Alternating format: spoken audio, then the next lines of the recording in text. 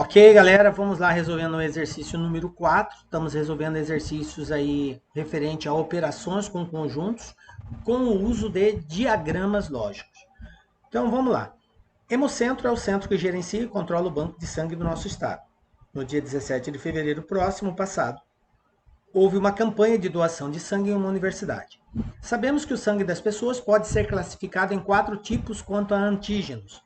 Uma pesquisa feita com um grupo de 100 alunos da universidade constatou que 42 deles têm o antígeno A, 36 têm o antígeno B, 12 o antígeno AB. Sendo assim, podemos afirmar que o número de alunos cujo sangue tem o antígeno O é. Aí eu tenho as alternativas. Bom, vamos lá, professor. Como que eu resolvo esse tipo de exercício? Eu vou passar para vocês aqui o protocolo que tem que ser respeitado. Protocolo, professor, o que é isso? Protocolo é um conjunto de procedimentos, de normas, de ações que nós podemos e devemos tomar para se chegar a um determinado fim ou resolver um determinado problema, como é o nosso caso, tá? Então o protocolo diz o seguinte: a primeira coisa que você faz é identificar a quantidade de variáveis presentes no exercício. O que são essas variáveis? É aquilo que o exercício está fazendo referência. Nesse caso, ele está fazendo referência ao tipo de antígeno. Ele falou A, B, AB e O. Muito embora ele citou 4 tipos de antígeno, eu tenho uma associação direta do A com o B, tá? O A e o B têm uma parte em comum, que é o AB, certo? E aí o protocolo diz que a quantidade de diagramas que eu devo construir tem que ser sempre de acordo com a quantidade de variáveis. Então, levando em consideração que eu tenho associado o antígeno A e B, então eu tenho duas variáveis, uma que é A, outra que é o B. Ah, professor, e o AB? O AB é a intersecção entre eles. Então eu tenho só duas variáveis. Eu vou construir dois diagramas, tá? Um representando aí o antígeno A e o outro representando o antígeno B. Então eu vou fazer aqui, galera, ó, duas bolinhas, tá? Então eu vou ter aqui uma representando o A e a outra representando o B. Eu vou dar nomes. Então vou chamar da esquerda de antígeno A, vou chamar da direita de antígeno B. Veja bem, eu tenho aqui dentro 3 posições, ó. Uma aqui, que eu vou chamar aqui de posição E. Outra aqui que eu vou chamar de posição F. Outra aqui que eu vou chamar de posição G. E uma aqui fora que eu vou chamar de posição H. Tá? Por que eu dei essas letras representando? Para a gente entender cada uma dessas posições. Pessoal, quem eu devo colocar na posição E? Quem eu devo colocar na posição E? Somente os alunos que possuem somente o antígeno A. Então, quem vai ficar aqui é quem tem só o A. Quem vai ficar na posição F é quem tem só o antígeno AB, porque aqui é o meio de A e B. Então, os alunos que vão estar aqui são os alunos que têm o A e o B ao mesmo tempo. E quem vai estar nessa posição G aqui? São os alunos que têm somente o antígeno B. Somente o antígeno B. E quem vai ficar na posição H? São aqueles que não têm nem o A e nem o B, tá? E nem o AB, consequentemente, tá? Ou seja, são os alunos do tipo O. Esses serão do lado de fora. Beleza. Identificado cada região, eu vou colocar as informações que eu tenho. Ele deu como primeira informação que são 100 alunos pesquisados. Então tá aqui, ó, vou anotar aqui, ó. Eu tenho 100 alunos. Maravilha, 100 alunos. Ele falou que 42 tem o antígeno A. Cara, eu já posso colocar esse 42 aqui? Não. Por quê? O que quer dizer 42 tem o antígeno A? Quer dizer que dentro do A, que é toda essa circunferência aqui, gente, ó, toda essa circunferência aqui, ó, dentro do A tem que ter 42 pessoas. Mas dentro dessa circunferência eu tenho duas regiões. Eu tenho essa região E e eu tenho essa região F. Eu não sei se é 42 tudo no E, se é um pouco no E, um pouco no F, eu não sei ainda. Então essa informação não pode ser processada por enquanto. Depois ele falou que 36 tem um antígeno B. O que quer dizer isso? Que dentro da bolinha do B, que é tudo isso aqui, ó, a bolinha do B, tem que ter 36. Também não dá para resolver, porque pode estar um pouco no F, um pouco no G, eu não sei ainda. Então deixa quieto. Agora, ele deu uma outra informação que é 12 possui o AB. Opa, essa eu posso processar. O AB é exatamente essa posição F aqui, ó. É aqui que está os alunos que têm o A e o B, e ele falou que são 12. Então eu vou colocar aqui, ó, 12 alunos. Pronto. Feito isso, agora eu consigo processar as duas anteriores, porque ele falou que 42 tem o A. Como dentro da bolinha do A tem que ter 42, eu vejo quantos que eu já tenho aqui. Eu já coloquei 12, ó. Eu já coloquei 12. Então, para 42, faltam 30. Pronto. 30 mais 12, 42. Beleza. Agora, 36 tem o antígeno B. Quer dizer que dentro da bolinha do B tem que ter 36. Eu já tenho 12, faltam 24. Mas a pergunta não é isso. A pergunta é quantos tem o tipo O. Gente, o tipo O vai ser a diferença. Se eu sei que 100 alunos foram pesquisados, que 30 tem somente o A, que 12 tem o A e o B, que 24 tem só o B, quantos vão ter o O? A diferença. Então eu somo 30 mais 12, 42, 42 mais 24, 66. Aí eu pego e subtraio de 100. Como foram pesquisados 100 alunos, resposta 34. Então aqui fora, 34 alunos possuem o sangue tipo O, ok? 34 tem o tipo O, resposta letra C. Beleza, galera? Então vamos lá, galera, ó. Continuando aí, terminamos aí o exercício 4, vamos para o exercício 5. O que diz o exercício 5? Numa prova de matemática de 2 questões, 35 alunos acertaram somente uma questão.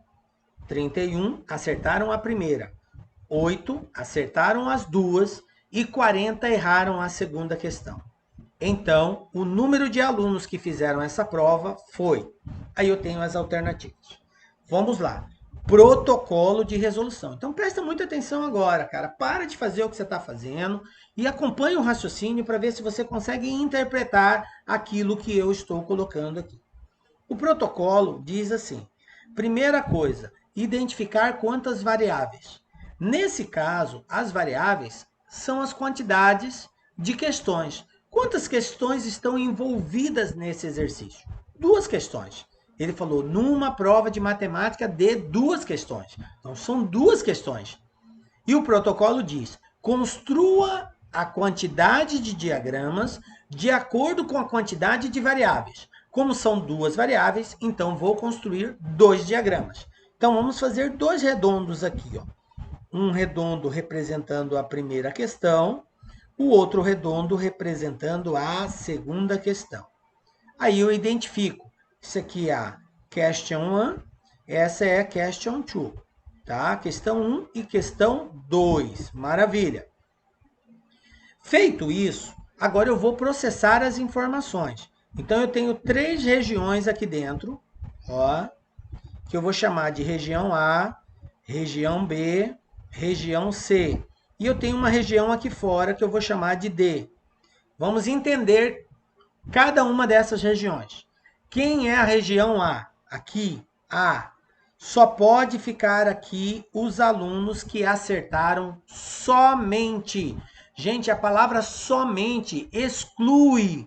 Só a primeira não pode acertar a segunda. Só acertou a primeira. Quem acertou a primeira e a segunda não pode ser contabilizado aqui. Por isso que falou somente, tá? Então, na posição A é quem acertou só a primeira. Na posição B, que é aqui no meio, é quem acertou as duas. Acertou a primeira e acertou a segunda. Beleza, professor. Na posição C, aqui, na posição C, é quem acertou só a segunda. Ou seja, não pode ter acertado a primeira, só a segunda. Porque, gente, a pessoa pode ter acertado a segunda e acertado a primeira também. Uma coisa é acertar a primeira e a segunda, outra coisa é acertar só a primeira. Então, essa palavra somente tem que ser muito bem interpretada. E aqui fora, professor, no D, na posição D, é aqueles alunos que não acertaram nem a primeira e nem a segunda. Erraram as duas, tá? Beleza. O que o exercício falou? Vamos para as informações. Primeira informação que eu tenho aí. 35 alunos acertaram somente uma questão. Somente uma. O que quer dizer isso, gente? Ou acertou só a A na posição A, ou acertou só a posição C. Ou seja, ou acertou só a primeira, ou acertou só a segunda. E a soma disso tem que dar 35. Ou seja, a quantidade de alunos que vai aqui na posição A, mais a quantidade de alunos que vai aqui na posição C, a soma disso tem que dar 35. A mais C é igual a 35. Beleza? Bom, aí não dá para processar ainda, porque como que eu vou dividir o 35? Não dá ainda. Vamos continuar. Ele falou aqui o seguinte, ó. 31 acertaram a primeira. O que quer dizer acertaram a primeira? Quer dizer que dentro da bolinha da primeira, tudo isso aqui, gente, ó, tudo isso aqui tem que ter 31. Ou seja, A mais B. Tudo que está na posição A mais tudo que está na posição B tem que dar 31. Porque acertar a primeira é estar dentro dela. E quem está dentro da primeira? O A e o B. Ah, então não dá para responder ainda. Eu teria que separar. Vamos continuar. Aí ele fala aqui que 8 acertaram as duas. Opa, essa informação dá para processar. Acertaram as duas é aqui, ó, no meio, gente. É o B. Então aqui vale 8, ó. 8 acertaram as duas. Maravilha, professor. Já descobri um valor.